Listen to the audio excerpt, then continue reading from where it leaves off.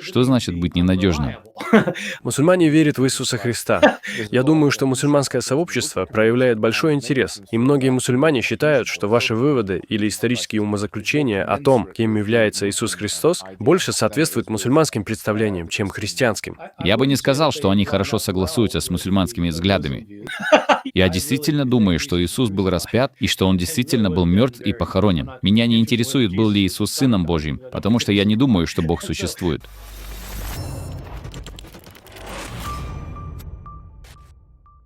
Насколько я понимаю, вы пришли к выводу, что Иисус Христос был мессианским пророком. Я думаю, что Он считал себя Сыном Божьим, в том смысле, что Он был специально избран Богом. Я думаю, что Иисус действительно думал, что Он станет Мессией, будущим царем Израиля. Я имею в виду, что в конце концов именно за это Его и распяли. Я думаю, что это исторически верно.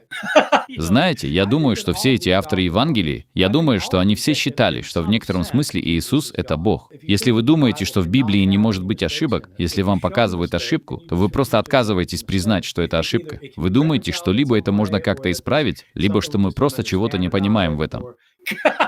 В Коране, как я уже упоминал, если бы эта книга была не от Бога, мы бы нашли в ней много противоречий. Если в книге нет противоречий, это не имеет никакого отношения к тому, исходит ли она от Бога или нет. У меня были телефонные справочники, в которых нет ошибок, но я определенно не думаю, что их дал Бог.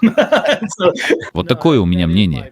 Необходимое условие для книги от Бога, чтобы в ней не было противоречий. Это предположение о том, какую книгу мог написать Бог. Я знаю, что это важный аргумент, который используют апологеты ислама. Как человек, не являющийся ни христианином, ни мусульманином, я не вижу смысла в том, чтобы люди говорили, что должен делать Бог.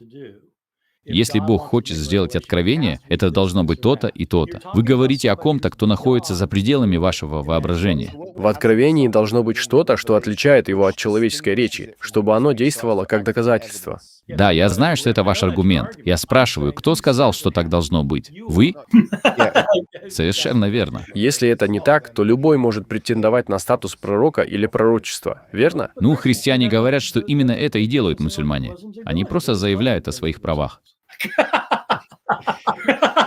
Нет, в прошлом пророки совершали своего рода наглядные чудеса. Мы верим, что последний пророк — пророк Мухаммед. Он принес нечто, что можно проанализировать в наше время. Если это можно проанализировать в том смысле, что вы можете отличить это от человеческой речи. И вот какой аргумент мы выдвигаем. Да нет, я знаю. И я не куплюсь на это.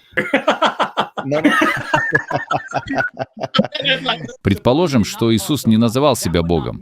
Это не значит, что Он не Бог. Я не называю себя, знаете ли, занозой в заднице. Но это не значит, что я не заноза в заднице. И я не куплюсь на это.